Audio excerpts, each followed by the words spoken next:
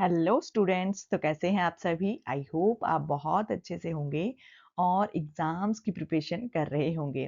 तो आज की क्लास जो रहने वाली है उसमें बहुत इंपॉर्टेंट टॉपिक आपके लिए लेकर आई हूँ और टॉपिक का नेम है constitution assembly and Indian constitution, संविधान सभा और भारतीय संविधान। ये जो टॉपिक है ये सी टैट के पेपर नंबर 2 का बहुत मेन टॉपिक है। ये एसएसटी से रिलेटेड है और एचपीआरसी के एग्जाम्स की आप प्रिपरेशन कर रहे हो तब भी आपके लिए ये बहुत काम आने वाला टॉपिक है। और अगर आप एचपी सेट का पेपर देने वाले हो तब भी आपके लिए ये टॉपिक जो है बहुत इंपॉर्टेंट है, क्योंकि टॉपिक का नेम ही कुछ ऐसा है, संविधान सभा और भारतीय संविधान। ठीक है, इस टॉपिक से रिलेटेड हम आज 30 एमसीक्यू आज की क्लास में कवर करेंगे। तो हम देखते हैं बहुत इंपॉर्टेंट संविधान सभा और भारतीय संविधान से रिलेटेड क्वेश्चंस। ठीक है, तो सबसे पहले मैं आपको बता दूं कि अगर आपने चैनल को अभी तक सब्सक्राइब नहीं किया है तो प्लीज चैनल को सब्सक्राइब जरूर कर लें, क्लास को लाइक जरूर कर दें और कमेंट करके मुझे अगर आपकी कोई क्वेरी रहती है या फिर आपको क्लास कैसी लगती है वो आप मुझे कमेंट करके बता सकते हो। बाकी अपने फ्रेंड्स के साथ शेयर जरूर कर दें क्लास को। चलिए देखते हैं आज की क्लास में कैसे क्वेश्चंस हैं और किस लेवल के हैं और आपको कैसे लगते हैं। मतलब एग्जाम के पॉइंट ऑफ व्यू से तो ये बहुत इंपॉर्टेंट क्वेश्चन है, लेकिन चलिए पढ़ लेते हैं इन क्वेश्चंस को, शुरू करते हैं। यहाँ पर जो फर्स्ट क्वेश्चन है वो है कि भारत की संविधान सभा का गठन किस योजना के प्रस्तावों के तहत किया गया था। तो संविधान सभा का जो गठन किया गया था यानी कि किस योजना के प्रस्तावों के तहत किया गया था। ठीक है, तो कौन सी योजना आई थी उसके प्रस्तावों के तहत फिर संविधान सभा का गठन जो था वो किया गया था।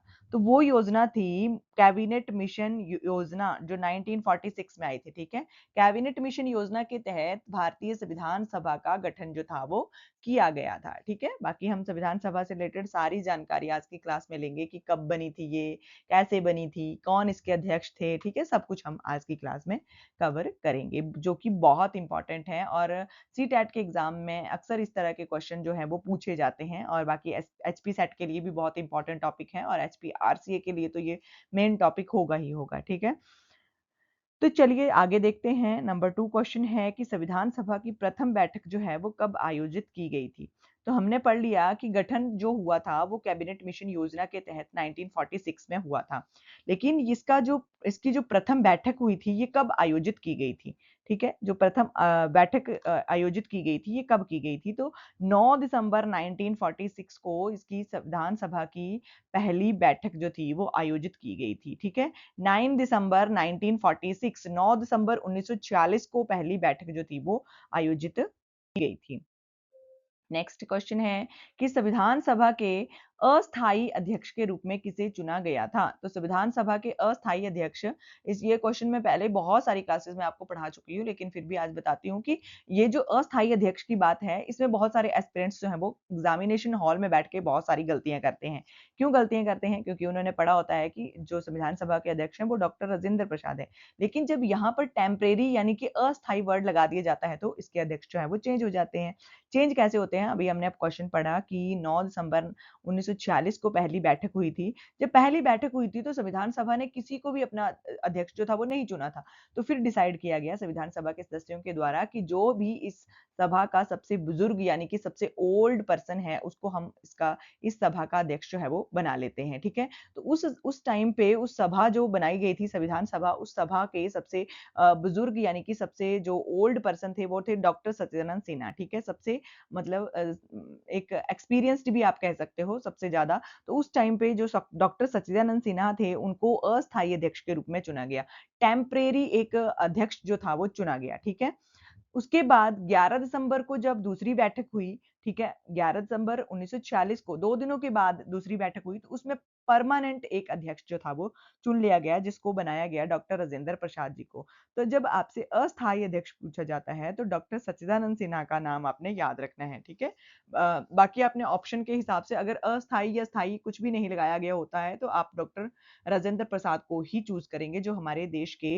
भारत देश आजाद होने के बाद भारत के पहले राष्ट्रपति भी बने थे। ठीक है, तो ये आपने याद रखना है। बाकी सच्चिदानंद सिन्हा जो थे वो अस्थायी अध्यक्ष थे और जो डॉक्टर राजेंद्र प्रसाद थे वो स्थायी अध्यक्ष थे। ठीक है, ये आपने याद रखना है संविधान सभा के।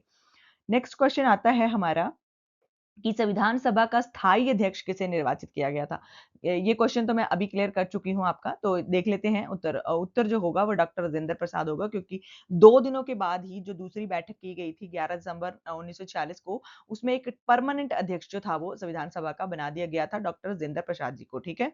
तो ये आपने याद रखना है, स्थायी और अस्थायी में कन्फ्यूज़ बिल्कुल नहीं होना है। बाकी अगर आपसे सीधा स्थायी और अस्थायी ना लिखा जाके सीधा अध्यक्ष पूछा जाता है, तो आपने डॉक्टर राजेंद्र प्रसाद जी को ही चूज़ करना है, ठीक है? तो ये कन्फ्यूजन नहीं होना है। बहुत सारे एस्पिरेंट्स जो हैं वो क्वेश्चन आते हुए भी गलती कर देते हैं एग्जामिनेशन हॉल में, जब प्रेशर में होते हैं कि हमारा क्वेश्चन कहीं गलत ना हो जाए। मतलब बहुत ज़्यादा एक रहता है बच्चों के ऊपर कि हम सही क्वेश्चन करेंगे, लेकिन अपने हिसाब से वो सही लगा रहे होते हैं, लेकिन वो थोड़ा-सा गलती जो है वो वहाँ पे कर देते हैं। उसकी वजह से क्वेश्चन जो है वो गलत आते हुए भी क्वेश्चन जो है वो गलत हो जाता है, ठीक है? तो ऐसी गलती बिल्कुल नहीं करनी है। क्वेश्चन को मैं अब आपको बोलती हूँ बार-बार कि जब आप एग्जामिनेशन हॉल में होते हैं, क्वेश्चन को एक बार नहीं 2 बार पढ़िए, उसके बाद उसका आंसर लगाइए, ठीक है? बिल्कुल सोच समझ के, ऐसा नहीं कि हड़बड़ी में कुछ भी आंसर लगा दिया, ठीक है? और आपने नोट्स ज़रूर बनाने हैं, जैसा कि मैं हर क्लास में आपको बोलती हूँ कि नोट्स ज़रूर बनाइए, बहुत इंपॉर्टेंट रोल प्ले करते हैं नोट्स आपके लिए।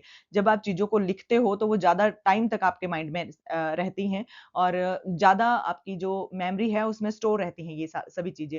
और दूसरी बात ये है कि नोट्स जब आप बनाते हो, तो आपके लिए एक अपने पास एक मतलब नोट्स का एक मटेरियल तैयार हो जाता है, जिसको आप एक क्विक रिवीजन के रूप में पढ़ सकते हो जब आपके पास एग्जाम के लिए 2 या 3 दिन बचे हों, जब तब आप इन क्वेश्चंस को क्विक रिवीजन के रूप में पढ़ सकते हो, ठीक है? तो अगर आपने नोट्स बनाए होंगे तो वेल डन, ठीक है? बहुत अच्छी बात है। मैं आपको हर क्लास में बोलती हूँ कि जब भी आप मेरी क्लास में आओ तो एक कॉपी और पेन लेकर ज़रूर बैठें, ताकि जो भी इम्पोर्टेंट चीज़ें आपको लगती हैं क्वेश्चंस में, वो आप ज़रूर नोट कर लें, ठीक है? वैसे तो सभी क्वेश्चन इम्पोर्टेंट ही रहते हैं, लेकिन फिर भी अगर आपको लगता है कि कोई क्वेश्चन मेरे मतलब का नहीं है या मेरे लिए इम्पोर्टेंट नहीं है, ये नहीं पूछा जाएगा, तो उस तरह से आप देख लें कि जब ऐसे बहुत इम्पोर्टेंट जो टॉपिक हैं उनको ज़रूर आप नोट्स करें, ठीक है? नोट ज़रूर करें, ठीक है?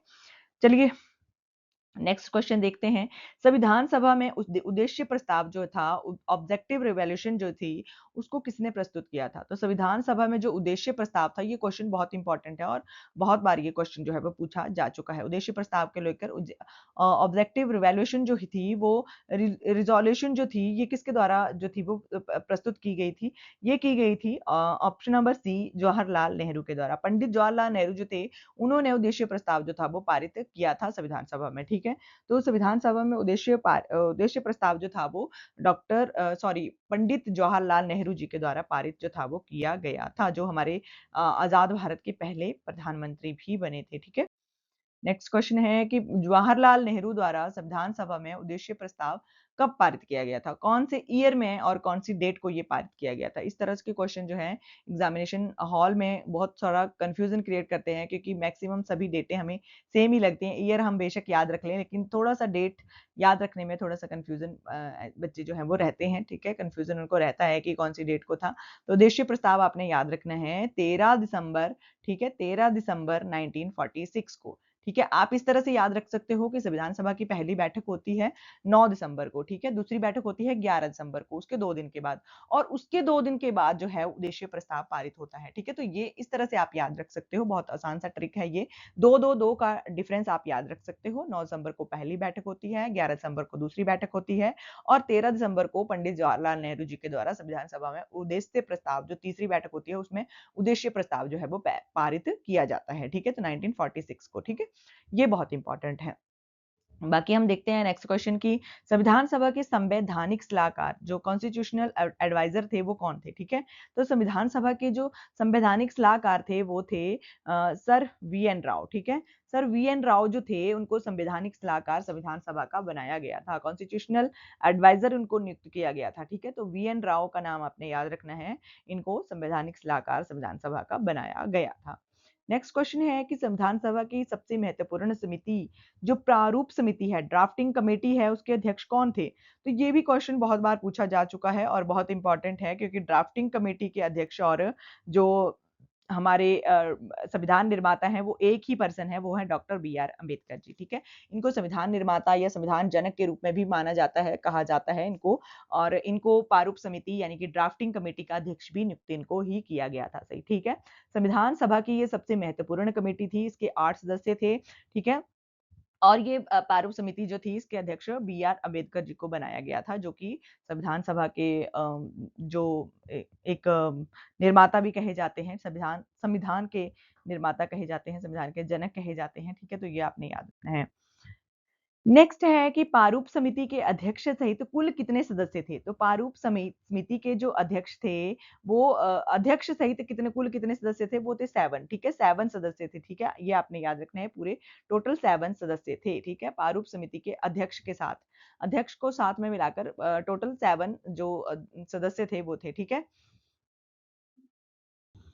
तो वो जो अध्यक्ष थे वो मतलब कि मैंने आपको 8 बता दिया, वहाँ पे 7 होगा क्योंकि अध्यक्ष जो थे वो अलग थे और 6 टोटल सदस्य थे, ठीक है? अगर आपको अध्यक्ष ना पूछा जाके यहाँ पर आपको कहा जाता है कि प्रारूप समिति के कितने सदस्य थे तो 6 थे, लेकिन अध्यक्ष को जब मिला लिया जाता है तो वो 7 सदस्य हो जाते हैं, ठीक है? तो अगर हम इन सातों सदस्यों के नाम याद करें तो अध्यक्ष जो थे वो बी आर अम्बेडकर जी थे, वो मैंने आपको बता दिया। उसके बाद आते हैं एन गोपाल स्वामी अयंगार, उसके बाद आते हैं अल्लादी कृष्ण स्वामी अय्यर, ठीक है? उसके बाद चौथे नंबर पर आते हैं डॉक्टर के एम मुंशी, ठीक है? कन्हैयालाल मुंशी जिनको कहा जाता था, और सैयद मोहम्मद सादुल्ला थे 5वें नंबर पर, 6वें नंबर पर थे एन माधव राव, ठीक है? और उसके बाद थे टीटी कृष्णमाचारी, ठीक है? ये सभी 7 सदस्य टोटल थे, ठीक है? तो ये आपने याद रखने हैं, ठीक है? बहुत इंपॉर्टेंट है ये। प्रारूप समिति के टोटल 6 सदस्य थे वैसे, और जब अध्यक्ष को मिला लिया गया तो उसके 7 सदस्य हो गए, ठीक है? नेक्स्ट क्वेश्चन हम देखते हैं कि क्वेश्चन है कि भारतीय संविधान को संविधान सभा द्वारा कब अंगीकृत, अधिनियमित और आत्मसमर्पित किया गया था? मतलब क्वेश्चन को बनाने का मोटिव यही है कि यहाँ पर आपसे या तो अंगीकृत पूछा जाएगा, अधिनियमित पूछा जाएगा या आत्मसमर्पित पूछा जाएगा। तीनों वर्ड्स एक साथ भी पूछे जा सकते हैं, या तीनों में से एक वर्ड आपसे अगर पूछा जाता है तो वो सेम ही क्वेश्चन रहेगा, ठीक है? संविधान सभा को कब लागू किया गया था, ऐसे भी पूछा जा सकता है, ठीक है? तो कब ये जो थी अंगीकृत की गई थी संविधान सभा, ठीक है? संविधान सभा के द्वारा, ठीक है? संविधान सभा के द्वारा संविधान को, ठीक है, कॉन्स्टिट्यूशन को कब जो था वो अंगीकृत यानी कि अधिनियमित और आत्मसमर्पित जो था वो किया गया था, ठीक है? वो किया गया था 26 नवंबर 1949 को, ठीक है? 26 नवंबर 1949 को हमारा संविधान जो है वो अंगीकृत कर दिया गया था, यानी कि ये बनकर तैयार हो गया था। संविधान सभा ने इसको जो था वो आत्मसमर्पित कर दिया था, ठीक है? आत्मार्पित कर दिया था और अंगीकृत कर दिया था 26 नवंबर 1949 को, ठीक है? लेकिन इसको लागू नहीं किया गया था इस टाइम पे। इस टाइम पे क्यों नहीं किया गया था? क्योंकि लाहौर अधिवेशन जो हुआ था, उस टाइम पर ये कहा गया था कि हम अपने संविधान को 26 जनवरी को ही लागू करेंगे, ठीक है? तो 1950 में फिर इसको लागू किया गया था, लेकिन 26 नवंबर को ये बनकर तैयार हो गया था, इसलिए 26 नवंबर को हम कॉन्स्टिट्यूशनल डे भी मनाते हैं, ठीक है? संविधान दिवस भी हम 26 नवंबर वाले दिन के रूप में मनाते हैं। हर वर्ष ये 26 नवंबर वाला दिन जो है वो संविधान दिवस के रूप में हम सेलिब्रेट करते हैं, ठीक है? तो ये भी आपने याद रखना है, पूछा जा सकता है आपसे। और बाकी इसको अंगीकृत, अधिनियमित और आत्मार्पित जो किया गया था वो 26 नवंबर 1949 को किया गया था। बाकी इसको लागू कब किया गया था? लागू इसको जो था वो 26 जनवरी 1950 को लागू किया गया था, ठीक है? तो आगे यही क्वेश्चन है सेम। देख लीजिए कि संविधान सभा का पूर्ण रूप से कब लागू हुआ था, ठीक है? संविधान जो पूर्ण रूप से लागू कर दिया गया था, इसको अंगीकृत तो कर दिया गया 26 नवंबर 1950 को, और जो इसको पूर्ण रूप से जो लागू किया गया, वो किया गया इसको ऑप्शन नंबर सी 26 जनवरी 1950 को, ठीक है? 26 जनवरी 1950 को इसको पूरी तरह से लागू जो था वो कर दिया गया था, ठीक है? 1950 आपने याद रखना है, बाकी 1949 में ये अंगीकृत जो था वो कर दिया गया था, ठीक है? तो ये बनकर तैयार हुआ था 26 नवंबर को और लागू हुआ था 26 जनवरी को, ठीक है? तो ये आपने याद रखना है। थोड़ा-सा कन्फ्यूज़न रहता है बच्चों को, लेकिन कन्फ्यूज़न नहीं होना है आपने, इसको याद रखना है, ठीक है? नेक्स्ट क्वेश्चन देखते हैं कि भारतीय संविधान के निर्माण में कुल कितना समय लगा था? ये भी आपको पता होना चाहिए कि संविधान जब 1946 में संविधान सभा के द्वारा संविधान बनने की तैयारी तो होने लगी, लेकिन उस टाइम पर ये मतलब सोचना कि कैसे हम संविधान को तैयार करेंगे, कैसे संविधान का जो हम मसौदा है उसको बनाएँगे, ठीक है? कैसे-कैसे हमें संविधान बनाना है, बहुत सारा टाइम लगा था, बहुत टाइम लगा था। तो लगभग पूरे विश्व के संविधानों को टटोला गया था, जो संविधान सभा के बहुत मतलब एक तरह से एक्सपीरियंस्ड जो सदस्य थे, उनके द्वारा जो बहुत सारे देशों के संविधानों को टटोला गया, फिर ये देखा गया कि कौन से संविधान देश के संविधान में कौन-सी चीज़ अच्छी है, फिर उसको वहाँ से अडॉप्ट किया गया, उसको अपने देश के संविधान में लाया गया, ठीक है? तो भारत का संविधान वैसे भी बहुत लंबा, ठीक है? सबसे विस्तृत संविधान है, सबसे बड़ा संविधान है जो लिखित रूप में है, ठीक है? तो ये भी आपने याद रखना है, ठीक है? तो संविधान सभा का जो निर्माण है, उसके उसमें कितना टाइम लग गया था, कितना समय जो था वो लग गया था। आपको पता है जो बैठक पहली हुई थी 9 दिसंबर 1946 को, ठीक है? उसी दिन से हम काउंट करें तो लगभग जो था वो 2 वर्ष 11 महीने और 18 दिन का समय जो था वो लग गया था। अगर आपसे इस तरह से पूछा जाता है 2 वर्ष 11 महीने और 18 दिन, तो ये ठीक होगा, लेकिन अगर आपसे सीधा पूछा जाता है लगभग 3 वर्ष लिखा गया होगा, तब भी आपका जो उत्तर है वो सही होगा, ठीक है? क्योंकि 18 दिन के बाद जो था, अगर जो बाकी के दिन बचते हैं, जैसे 10 और 12, 12 दिन अगर हो जाते तो हमारे 3 साल लगभग कंप्लीट ही हो जाते, ठीक है? तो 2 वर्ष 11 महीने और 18 दिन, ये आपने याद रखना है। लगभग 3 वर्ष का समय जो था वो लगा था, ठीक है? तो संविधान सभा को बनाने में इतना समय जो था वो लगा था। नेक्स्ट क्वेश्चन आता है, मूल रूप से अपनाए गए भारतीय संविधान में कुल कितने अनुच्छेद और अनुसूचियां थी? जब हमारा संविधान जो था वो बनकर तैयार हो गया था, इसको अंगीकृत कर दिया गया था, तो उस टाइम पर भारतीय संविधान में कितने अनुच्छेद और कितनी अनुसूचियां थी? ठीक है, मूल संविधान यानी कि जो बनकर हमारा जो एक मेन संविधान जो था हमारा बनकर तैयार हो गया था, उसके बाद तो इसमें बहुत सारी अमेंडमेंट की गई, बहुत सारे सुधार किए गए, बहुत सारे संशोधन किए गए, उसके बाद बाद के चेंजेस की बात नहीं की जा रही है, लेकिन जब ये तैयार हुआ था तो उसमें उस टाइम पर इसमें कितने अनुच्छेद थे और कितनी अनुसूचियाँ थी, ठीक है? तो उसमें उस समय जो थे 395 अनुच्छेद थे और 8 अनुसूचियाँ थी, ठीक है? ये आपने याद रखना है, 395 अनुच्छेद थे और 8 अनुसूचियाँ उस टाइम पर। और वहीं पर अगर वर्तमान की बात की जाती है, क्योंकि जब हमारा संविधान बनकर तैयार हुआ था, मूल संविधान था, उस टाइम पर मैंने आपको बताया कि 395 अनुच्छेद थे, आर्टिकल्स थे और 8 अनुसूचियाँ थी, 8 शेड्यूल थे, ठीक है? तो लेकिन अगर अभी की बात की जाए, तो अभी जो है वो संविधान में लगभग 448 अनुच्छेद हैं, ठीक है? 448 लगभग अनुच्छेद हैं और जो कि 25 भागों में विभाजित हैं और कुल जो संविधान में अनुसूचियाँ हो चुकी हैं, वो 12 अनुसूचियाँ हो चुकी हैं, ठीक है? तो अगर आपसे ये पूछा जाता है, ठीक है?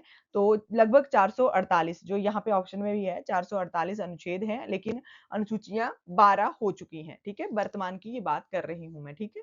तो ये आपने याद रखना है, जब संविधान बनकर तैयार हुआ था, तो लगभग 395 अनुच्छेद थे, 395 आर्टिकल्स थे और लगभग 8 अनुसूचियाँ उस टाइम पर थी, ठीक है? उसके बाद संशोधन करके बाकी की अनुसूचियों को जोड़ा गया, अनुच्छेदों को जोड़ा गया, ठीक है? तो नेक्स्ट क्वेश्चन देखते हैं हम, जो वर्तमान में भारतीय संविधान में कुल कितनी अनुसूचियाँ मौजूद हैं? तो ये भी वर्तमान की ही बात आ गई, मैंने आपको बता दी कि 12 अनुसूचियाँ वर्तमान में हो चुकी हैं, ठीक है? 12 शेड्यूल्स जो हैं वो वर्तमान में हो चुके हैं भारतीय संविधान के अंदर, ठीक है?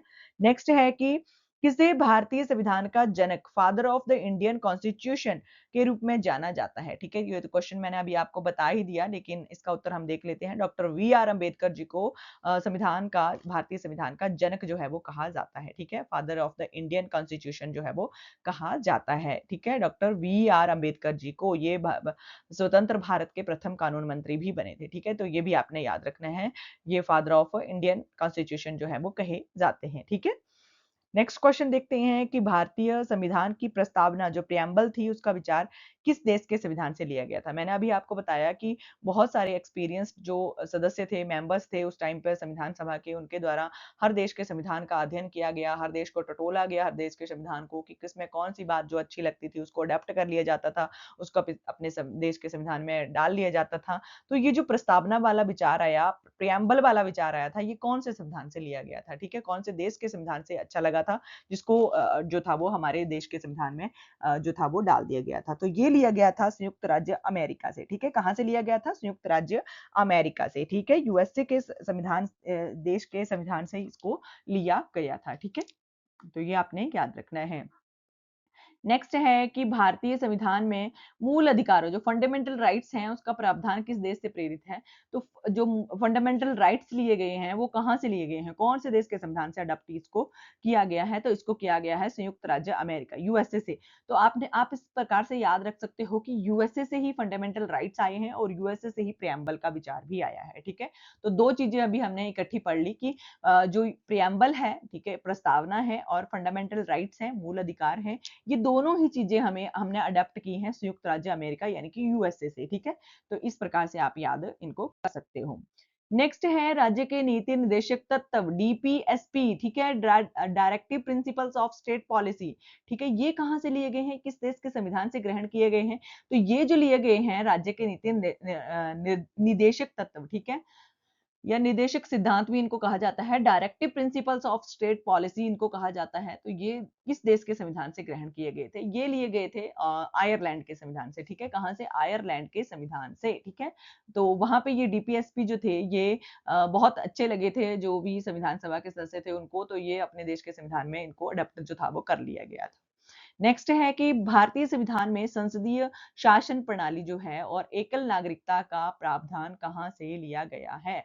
तो संसदीय शासन प्रणाली और एकल नागरिकता, आपको पता है दोहरी नागरिकता भारत में नहीं है, भारत में केवल एकल नागरिकता पाई जाती है, ठीक है, और संसदीय शासन प्रणाली पाई जाती है। तो इस तरह का प्रावधान जो है ये कहां से, कौन से देश के संविधान से लिया गया था? ये लिया गया था ब्रिटिश संविधान से, यूके से, ठीक है, ब्रिटिश संविधान से यानी कि यूके से, यूनाइटेड किंगडम से, ठीक है। तो ये भी आपने याद रखना है।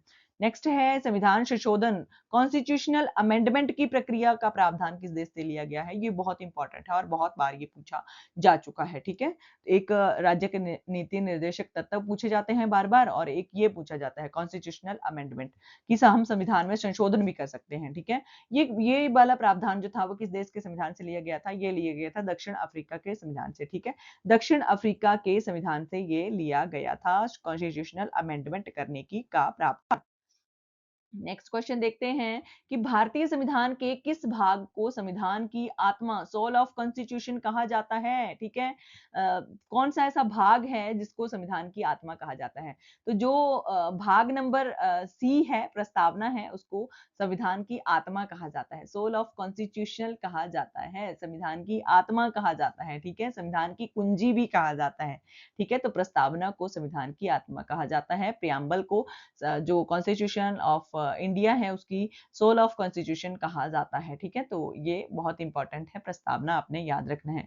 बाकी अपने चैनल को सब्सक्राइब जरूर कर लेना है। मैं बार बार आपको कहती हूँ कि बहुत सारी क्लासेस अभी मैं आपको लेकर आने वाली हूँ, और अभी पहले अगर आपने चैनल पर विजिट नहीं किया है तो बहुत सारी क्लासेस मैं आपको इन पेपर से रिलेटेड पढ़ा चुकी हूँ, आप देख सकते हो, एक बार विजिट करिए। बहुत इंपॉर्टेंट क्वेश्चन आपको मिलेंगे अगर आप दिल से प्रिपरेशन कर रहे हो और आप अच्छे स्कोर से क्वालिफाई करना चाहते हो, तो एक बार चैनल पर जरूर विजिट कीजिए। और वहां पर सीटेट के, अगर आप एग्जाम की प्रिपरेशन कर रहे हो तो वहां पे सीटेट के नाम से प्लेलिस्ट आपको मिल जाएगी। अगर आप एसपीटेट के एग्जाम की प्रिपरेशन कर रहे हो तो एसपीटेट के नाम से भी आपको प्लेलिस्ट जो है वो मिल जाएगी। आप वहां पे जाकर उन वीडियोस को जरूर चेक कर सकते हो, उन क्लासेस को जरूर जाकर पढ़िए, ठीक है। बहुत इंपॉर्टेंट क्वेश्चन आपको मिल जाएंगे। बाकी क्लास को आप लाइक कर दीजिए क्योंकि बहुत इंपॉर्टेंट क्वेश्चन आज की क्लास में आपके लिए लेकर आई हूँ, और कमेंट करके मुझे ये जरूर बता दीजिए कि आपको क्लास कैसी लग रही है, ठीक है। बाकी शेयर जरूर कर दीजिए अपने किसी फ्रेंड के साथ, रिलेटिव के साथ, या आपका कोई नोन है जो इस तरह के एग्जाम्स की प्रिपरेशन कर रहा है और सोच रहा है कि मैं कहाँ से पढूं, तो आप उसके साथ मेरे चैनल जरूर शेयर कर दीजिए, ठीक है। और आज की क्लास भी शेयर कर दीजिए, ठीक है। बाकी देखते हैं, नेक्स्ट क्वेश्चन है कि बी आर अम्बेडकर ने किस अनुच्छेद को संविधान का हृदय और आत्मा कहा था? हमने ये तो पढ़ लिया कि संविधान की आत्मा किसे कहा जाता है, लेकिन जो बी आर अम्बेडकर थे जिनको संविधान का निर्माता कहा जाता था, इन्होंने एक अनुच्छेद है, एक आर्टिकल है जिसको ये मानते थे कि ये संविधान की हृदय और आत्मा है, ठीक है। तो वो कौन सा अनुच्छेद था? वो था आर्टिकल नंबर 32, ठीक है। इसका नाम था संवैधानिक उपचारों का अधिकार। संवैधानिक उपचारों का अधिकार जो है, इसको ये मानते थे कि ये जो आर्टिकल है ये संविधान की आत्मा है, संविधान का हृदय है, ठीक है, हार्ट ऑफ कॉन्स्टिट्यूशन है, ठीक है। तो ये बहुत इंपॉर्टेंट है, ये बी आर अम्बेडकर जी इस अनुच्छेद को, जो फंडामेंटल राइट्स के अंडर आता है, आर्टिकल 32, इसको ये मानते थे कि ये तो सोल ऑफ कॉन्स्टिट्यूशन है, हार्ट ऑफ कॉन्स्टिट्यूशन है, ठीक है। तो बहुत इंपॉर्टेंट है ये, इन दोनों क्वेश्चन में आपने कंफ्यूज नहीं होना है। संविधान की आत्मा कहा जाता है प्रस्तावना को, और बी आर अम्बेडकर जी ने माना है अनुच्छेद 32 को, ठीक है। तो आपने कंफ्यूज बिल्कुल नहीं होना है इन क्वेश्चन में, ठीक है। बाकी नेक्स्ट क्वेश्चन है कि मूल संविधान द्वारा नागरिकों को कितने मौलिक अधिकार जो थे वो प्रदान किए गए थे? मूल जब संविधान हमारा बनकर तैयार हुआ, मूल कहने का मतलब यही है कि जब रियल संविधान जो था हमारा बनकर तैयार हुआ था, एट ए टाइम जब 26 नवंबर 1950 को 49 को इसको अंगीकृत किया गया था, ठीक है। तो उस टाइम पर जो मौलिक अधिकार थे, जो फंडामेंटल राइट्स थे वो कितने थे? उस टाइम पर फंडामेंटल राइट्स 7 थे, ठीक है? कितने थे? 7 फंडामेंटल राइट्स जो थे वो नागरिकों को दिए गए थे। लेकिन उसके बाद जब लगा कि जो आर्टिकल 31 है, ठीक है? संपत्ति का अधिकार, राइट ऑफ प्रॉपर्टी जो है उसका जो है वो गलत इस्तेमाल किया जा रहा है, उसका दुरुपयोग किया जा रहा है। लोग मौलिक अधिकार समझ के बहुत सारी संपत्ति, बहुत सारी प्रॉपर्टी को स्टोर कर रहे हैं। तो उस टाइम पर इसको मौलिक अधिकारों से हटाकर, संपत्ति के अधिकार को मौलिक अधिकारों से हटाकर कानूनी अधिकार 300 ए के तहत जो था वो बना दिया गया था, ठीक है? तो अब हमारे पास वर्तमान में कितने मौलिक अधिकार हैं? 6 मौलिक अधिकार हैं, ठीक है? तो ये भी आपने याद रखना है। जो मौलिक अधिकार हैं भाग नंबर 3 में हैं और ये आर्टिकल 12 से आर्टिकल 35 तक हैं, ठीक है? आर्टिकल 35 तक ये आपने याद रखना है, ठीक है? बहुत इंपॉर्टेंट है ये।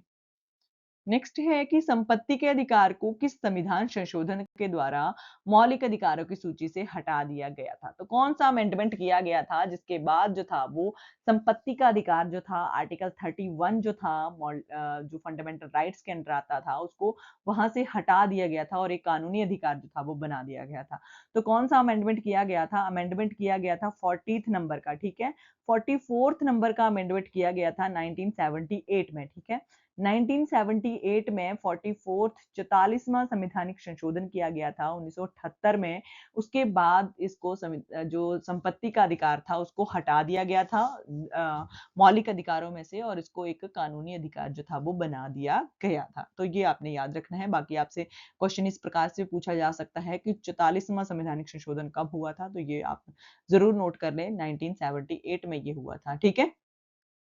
नेक्स्ट है कि भारतीय संविधान के किस भाग में मौलिक कर्तव्यों फंडामेंटल ड्यूटीज जो है उनका उल्लेख किया गया था। अच्छा, एक इंटरेस्टिंग बात मैं बताऊं कि जब मूल संविधान बनकर तैयार हुआ था उस टाइम पे मौलिक अधिकार हमारे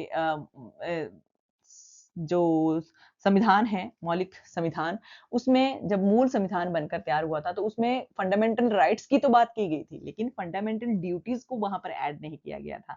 इसको बाद में ऐड किया गया था। फंडामेंटल ड्यूटीज को जब लगा कि फंडामेंटल राइट्स तो हमने नागरिकों को दे दिए लेकिन उनको फंडामेंटल ड्यूटीज देना भी बहुत ज्यादा इंपॉर्टेंट है, ठीक है? अगर आपको राइट्स मिल रहे हैं, आपको जो है वो फंडामेंटल राइट्स अगर मिल रहे हैं तो फंडामेंटल ड्यूटीज का होना भी बहुत ज्यादा जरूरी है। तो उसके बाद इसको संविधान के भाग में जो है किस भाग में इसको एक भाग था उसमें इसको ऐड किया गया था। कौन सा भाग था वो भाग था ऑप्शन नंबर सी, भाग नंबर 4 का क पार्ट था, ठीक है?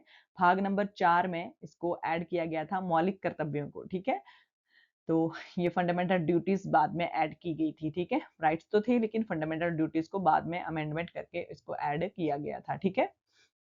नेक्स्ट है कि समिति की सिफारिश पर भारतीय संविधान के में मौलिक कर्तव्यों को शामिल किया गया था। तो कौन सी समिति थी उसके बाद जो था वो भारतीय संविधान में फंडामेंटल ड्यूटीज को ऐड किया गया था, ठीक है? तो ऐसी कौन सी कमेटी बनाई गई थी, कौन सी समिति बनाई गई थी जिसकी सिफारिशों के बाद जो था वो जो भारतीय संविधान है उसमें मौलिक कर्तव्यों यानी कि फंडामेंटल ड्यूटीज को ऐड किया गया था? तो वो है स्वर्ण सिंह समिति, ठीक है? स्वर्ण सिंह समिति जो है उसके द्वारा जो है वो मौलिक कर्तव्यों को ऐड जो था वो किया गया। जो स्वर्ण सिंह समिति थी इसके द्वारा सिफारिश की गई कि अगर फंडामेंटल राइट्स नागरिकों को दिए गए हैं तो फंडामेंटल ड्यूटीज का होना भी बहुत ज्यादा जरूरी है। तो ये जो स्वर्ण सिंह समिति है इसकी सिफारिशों की वजह से ही हमें जो है वो मौलिक कर्तव्य प्राप्त हुए थे और ये किस संशोधन के तहत किया गया था? ये 1976 जो 42वां संवैधानिक संशोधन हुआ था। हमने 44वां संवैधानिक संशोधन अभी पढ़ा 1978 में हुआ था लेकिन जो 42वां यानी कि 42 नंबर का जो अमेंडमेंट हुआ था उसमें जो था वो 1976 में ये अमेंडमेंट हुई थी। उसमें इसको जो स्वर्ण सिंह समिति थी इसकी सिफारिशों की वजह से संविधान में मौलिक कर्तव्यों को जोड़ा गया था। इनको भाग 4 जो 4A है, ठीक है? 4 क पार्ट जो है इंग्लिश में ए कहा जाएगा, इसमें जोड़ा गया था और ये जो आर्टिकल है उसमें 51A में जोड़े गए थे, ठीक है? 51A के तहत इनको जोड़ा गया था, ठीक है? तो ये आपने याद रखने हैं। 42 नंबर की अमेंडमेंट 1946 में जो हुई थी उसके तहत इसको जोड़ा गया था। स्वर्ण सिंह समिति का नाम आपने याद रखना है। बाकी बलवंत राय समिति जो है वो पंचायती राज से संबंधित है, ठीक है? तो ये आपने याद रखने हैं। नेक्स्ट है अस्पृश्यता का अंत। ये क्वेश्चन बहुत बहुत बहुत इंपॉर्टेंट है और बहुत बार ये क्वेश्चन मैं आपको पिछली क्लासेस में पढ़ा भी चुकी हूँ, ठीक है। तो अस्पृश्यता का अंत यानी कि इवैल्यूएशन ऑफ अनटचेबिलिटी, ठीक है। अनटचेबिलिटी जो थी, अस्पृश्यता का अंत जो था, छुआछूत का अंत जो था, किस भारतीय संविधान के किस अनुच्छेद के तहत जो था वो सुनिश्चित किया गया था, ठीक है। कि हम छुआछूत को अंत कर देंगे, ठीक है। उसका उसका अंत कर दिया गया, अस्पृश्यता का बिल्कुल अंत किया गया। जैसे कि आपको पता है उस समय जो जब भारत देश आज़ाद हुआ था तो वहाँ पे उस टाइम पर जो भारतीय समाज था उसमें बहुत ज़्यादा छुआ-छूत की प्रथा चलती थी। बहुत ज़्यादा लोगों को नीचा दिखाया जाता था, उनको मंदिरों में नहीं प्रवेश करने दिया जाता था, उनको एक कुएँ से पानी नहीं भरने दिया जाता था। बहुत तरह से भेदभाव जो थे वो किए जाते थे। तो इसका अंत कर दिया गया संविधान में। तो किस अनुच्छेद में इसको अंत को रखा गया, अस्पृश्यता के अंत को इवैल्यूएशन कर दी गई अनटचेबिलिटी की, तो वो था आर्टिकल 17, ठीक है। आर्टिकल 17 के तहत अस्पृश्यता का अंत जो था वो कर दिया गया। तो और ये वाला आर्टिकल जो है फंडामेंटल राइट्स के अंदर रखा गया, ठीक है। फंडामेंटल राइट्स के अंदर इसको रखा गया। नेक्स्ट क्वेश्चन है कि संविधान के किस अनुच्छेद के अंतर्गत संविधान संशोधन की प्रक्रिया का वर्णन किया गया है? तो संविधान के किस अनुच्छेद के अंतर्गत जो था वो कॉन्स्टिट्यूशनल अमेंडमेंट की प्रक्रिया का जो वर्णन है वो किया गया। तो ये था अनुच्छेद 368, ठीक है। 368 जो था, ठीक है, उसके अंतर्गत संविधान संशोधन को की प्रक्रिया को रखा गया है। तो ये बहुत बार पूछा जाता है। 368, ठीक है। 368 आपने याद रखना है कि उसके तहत जो है वो संविधान संशोधन की प्रक्रिया को रखा गया था। नेक्स्ट क्वेश्चन है कि संविधान सभा की अंतिम बैठक कब आयोजित हुई थी? तो संविधान सभा की जो अंतिम बैठक है वो कब आयोजित हुई थी? ये आयोजित हुई थी 24 जनवरी 1950 को, ठीक है। 24 जनवरी 1950 को जो है वो संविधान सभा की अंतिम बैठक जो है वो आयोजित हुई थी, ठीक है। 24 जनवरी 1950 को आपने याद रखना है। नेक्स्ट आज की क्लास का लास्ट क्वेश्चन है ये कि भारतीय संविधान की प्रस्तावना में समाजवादी, पंथ निरपेक्ष यानी कि धर्मनिरपेक्ष भी कई बार कहा जाता है, या फिर अखंडता, ये तीनों शब्द जो थे ये किस संविधान संशोधन के द्वारा जोड़े गए थे? बहुत इंपॉर्टेंट क्वेश्चन है ये, बहुत इंपॉर्टेंट क्वेश्चन है। तो प्रस्तावना जो थी उसमें एक ही बार आज दिन तक संशोधन किया गया है, एक ही बार उसमें अमेंडमेंट की गई है। सोल ऑफ कॉन्स्टिट्यूशन इसको कहा जाता है प्रस्तावना को, ठीक है। तो इसमें 3 वर्ड जोड़े गए थे। जो एक बार अमेंडमेंट हुई है उसमें उसी अमेंडमेंट के तहत इसमें 3 वर्ड्स जोड़े गए थे। पहला वर्ड था समाजवादी, दूसरा वर्ड था पंथ निरपेक्ष यानी कि धर्मनिरपेक्ष भी कहा जाता है, तीसरा वर्ड था अखंडता। इन तीनों शब्दों को कौन-सा संशोधन करके जोड़ा गया था? तो 42 नंबर की जो अमेंडमेंट हुई थी 1976 में, ठीक है। 1976 में 1976 में जो 42वां संवैधानिक संशोधन हुआ था जिसको मिनी कॉन्स्टिट्यूशन भी कहा जाता है, लघु संविधान भी कहा जाता है इस अमेंडमेंट को, ठीक है। तो इस अमेंडमेंट के तहत ही जो हमने अभी पढ़ा फंडामेंटल ड्यूटीज को भी जोड़ा गया था और प्रस्तावना में संशोधन करके इन 3 वर्ड्स को भी जोड़ा गया था। तो ये बहुत इंपॉर्टेंट है। 42वां संवैधानिक संशोधन ये आपने याद रखना है, बहुत इंपॉर्टेंट है, इसको जरूर आप नोट कर लीजिए। 1976 में ये अमेंडमेंट जो थी वो हुई थी, जिसको मिनी कॉन्स्टिट्यूशन यानी कि लघु संविधान भी कहा जाता है। और इसमें प्रस्तावना में एकमात्र जो अभी तक संशोधन हुआ है उसमें 3 वर्ष जो थे वो जोड़े गए थे, ठीक है।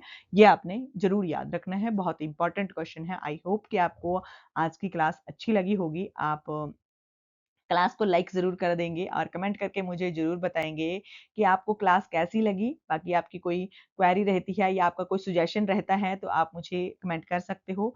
अपने फ्रेंड्स के साथ क्लास को ज़रूर शेयर कर दें, चैनल को भी ज़रूर शेयर कर दें ताकि जो भी आपके फ्रेंड्स या आपके नोन या आपके कोई रिलेटिव प्रिपरेशन कर रहे हैं एग्ज़ाम्स की, उनके साथ ये वीडियो जो है वो उनका बेनिफिट ले पाएँ, ठीक है। चैनल को आप ज़रूर सब्सक्राइब कर दीजिए। अगर आपने अभी तक नहीं किया है तो प्लीज़ चैनल को ज़रूर सब्सक्राइब कीजिए, या आप चैनल पर नए आए हो तो प्लीज़ चैनल को सब्सक्राइब कर लीजिए। साथ में लगे बेल आइकन को ज़रूर प्रेस कर दीजिए ताकि आपके पास मेरे आने वाले हर वीडियो की नोटिफ़िकेशन सबसे पहले पहुँच जाए। बाकी आज की क्लास के लिए बस इतना ही। आप मुझे ज़रूर बताएँ कि आपको कैसी लगी class. Thank you for watching. मिलते हैं आपसे नेक्स्ट क्लास में।